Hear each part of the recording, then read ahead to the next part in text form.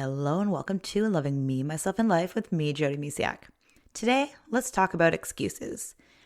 Excuses stop us from living life to the fullest. Stop living our lives what we're destined to do.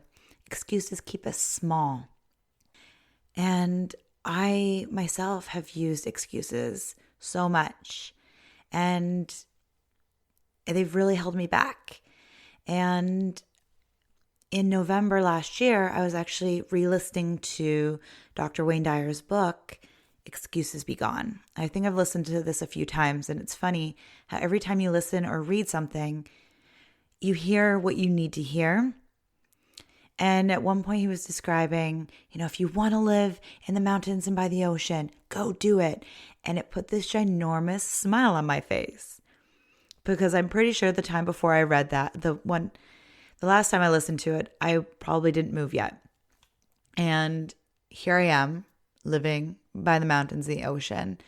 Not because, I read it and it's like, I have to live by the mountains and the ocean, Dr. Wayne Dyer said. No, I finally bursted through a good chunk of my excuses. Not all of them, not even close.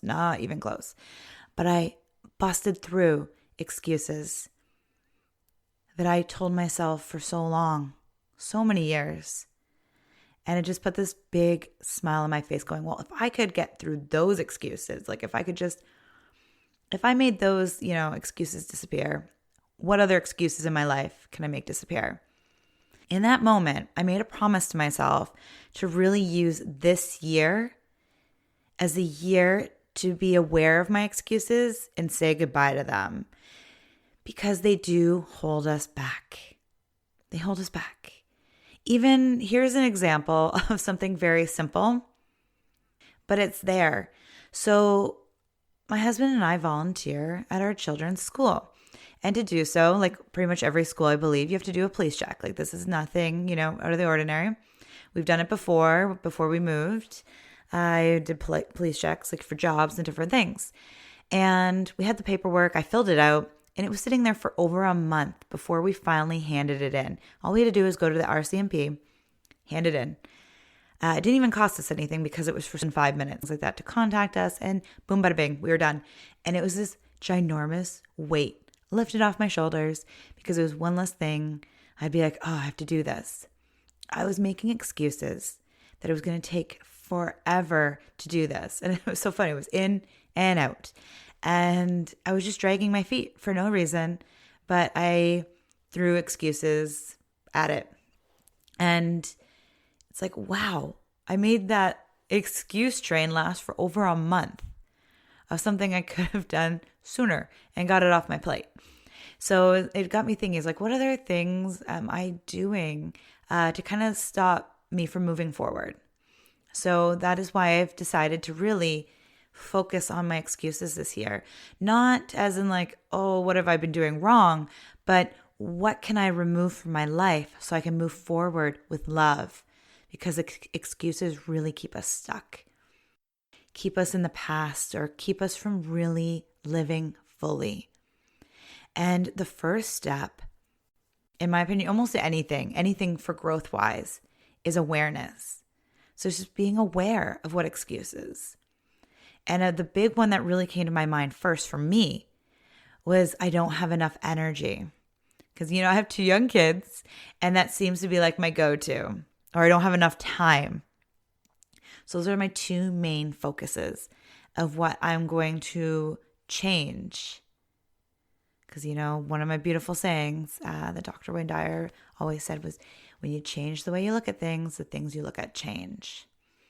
So I'm going to take back my power this year because yes, I bulldozed through some of my ginormous excuses.